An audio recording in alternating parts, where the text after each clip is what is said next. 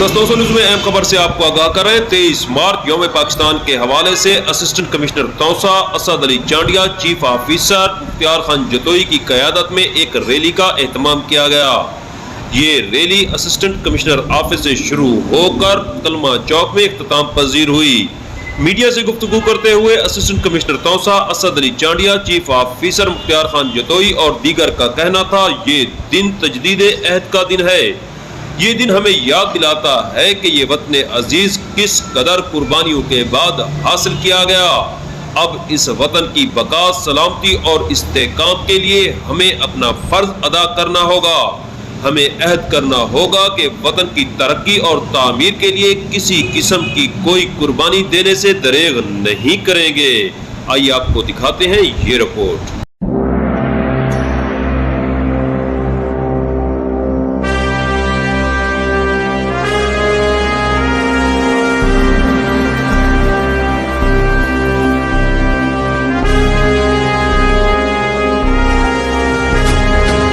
का जुनू जो रगों से बहा है, दिल आजमाया तो डरना लगा है।